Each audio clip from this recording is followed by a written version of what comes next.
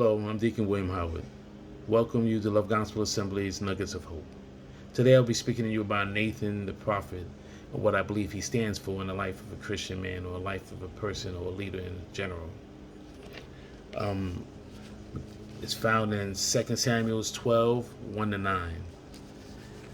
Quick recap of the story. David sleeps with Uriah's wife Bathsheba, and in an attempt to hide the sin and her ensuing pregnancy, he winds up having Uriah killed. I'm kind of just skipping right through. And then the Lord leads Nathan to expose David in a short story about a rich man and a poor man. The rich man takes the poor man's lamb to feed a guest, even though he had plenty of cattle of his own that he could use. And I pick up at verse 5, where David says, David burned with anger against the man and said to Nathan, as surely as the Lord lives, this man who did this must die. He must pay for the lamb 4 times over, because he did such a thing and had no pity. Then Nathan said to David, you are that man. This is what the Lord God of Israel says. I anointed you king over Israel. I delivered you from the hand of Saul. I gave your master's house and your master's wives into your arm. I gave you all of Israel and Judah. And if all this had been too little, I would have given you more. Why did you despise the word of the Lord by doing what was evil in his eyes? You struck down Uriah the Hittite with the sword and took his wife for your own. You killed him with the sword of the Amorites. To get the full story, you would have to read all of chapter 11 and all of chapter 12. But this suffices to say that God sent Nathan to come to David at a critical time in his life to give him a word in a timely time, a word of correction in the midst of his trouble, in the midst of him thinking he's gotten away with his sin. My question is, do you have a Nathan who can come to you in the midst of your problem, in the midst of your situation, in a timely fashion when you need help? Is there somebody close enough to you that can speak into your life? Somebody that you can call at 2 o'clock in the morning when you're in trouble or you're desperate and you need help? Is there a Nathan that can come? I was reading a book, Preventing Ministry Failures, and in that they have a survey. And in the survey, they surveyed ministers of the United States. And there's several results of the survey, but I'm only going to read one. And that one I'm going to read says 70% of ministers do not have anybody they consider a close friend. 70% of ministers are doing ministry and nobody really knows who they are. Nobody knows their proclivities. Nobody knows exactly who the man is. He's coming up and doing ministry, but nobody knows him. They only know him in a professional manner. Nobody knows him as a friend. That's a problem in ministry. And this is why Nathan is necessary. We as leaders, men and women, are called by God and trusted to pray and give a much needed word from God in our lives in this situation, and vice versa. In other words, we need somebody like Nathan. We need somebody that's called by God, led by the Spirit, to speak into our lives, to give us a word, to give us something that we need at a time when we're not able to see that we need it. This is how we build ourselves. I believe back in the days, it's called iron sharpens iron. The problem with having a Nathan in your life is that he knows your junk. The problem with having a Nathan in your life is that he knows everything about you. He knows how you look with your makeup off. He knows how you look or how you act when you're not up on the pulpit or not up in front of people or not standing out there. He knows how you are when you're home. He knows your idiosyncrasies and your proclivities. He knows everything about you. He understands more about the real man or woman that's standing in front and leading than the people who are being led.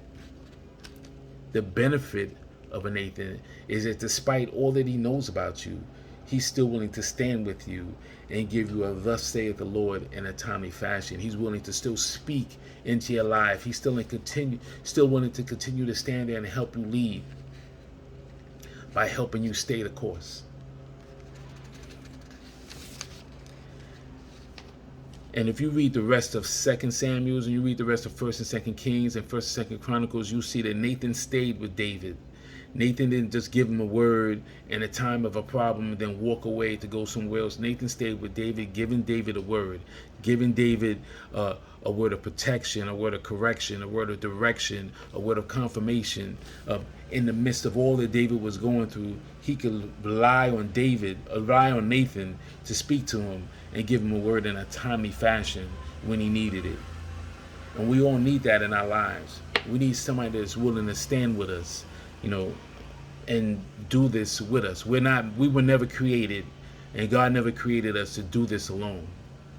And you can see that in Genesis 2:18a, where God looks at Adam and says, it's not good that man is alone. So he puts Adam to sleep and he creates Eve.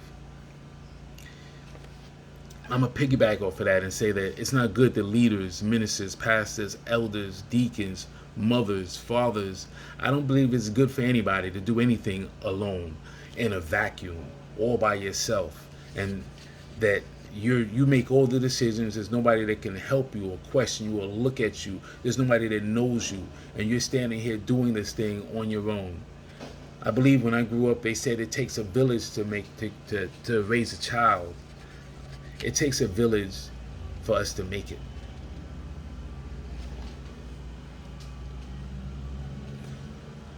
We're emotional beings.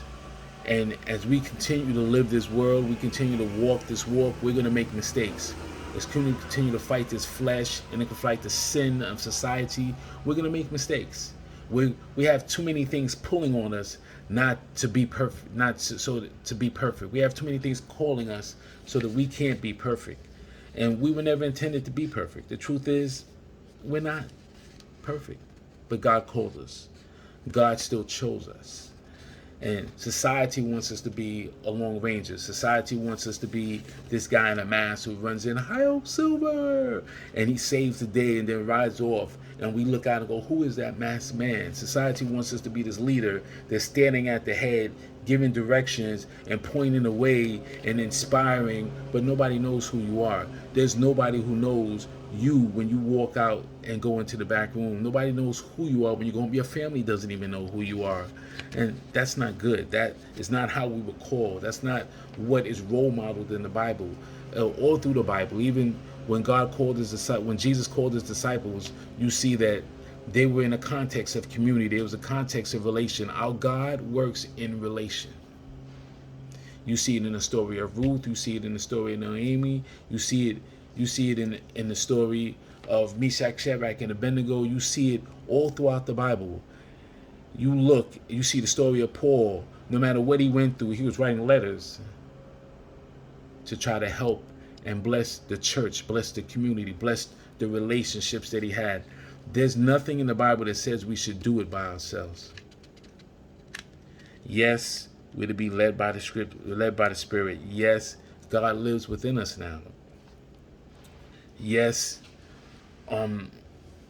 we should pray and fast. And I'm not taking anything away from any of those things. Those things are completely true, and they're completely correct. But what I'm saying is, every once in a while, it feels good to have a hand on your shoulder while you're walking this road. Every once in a while, it feels good while you're struggling to have a person standing beside you and say, I got you. I'm with you.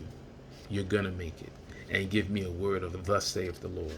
Somebody that I know is called by God, and I trust them to look into my life and be able to speak into my life. And they give me permission to do the same to theirs. That's how we build each other. That's how we make each other strong. That's how we continue down this road. Remember, God bragged about David. God said that David was a man after his own heart. He said that through David, he would accomplish many things. And David still made a mistake. David still went to the left when God said go to the right. And God had to send a Nathan. He could have sent a word. He could have spoke to David, but he needed to send him a Nathan. Sometimes we need somebody to stand with us in the midst of the struggle so that we can make it through. And a Nathan is that. We all need a Nathan. Find yourself a Nathan before a Nathan finds you. God bless you.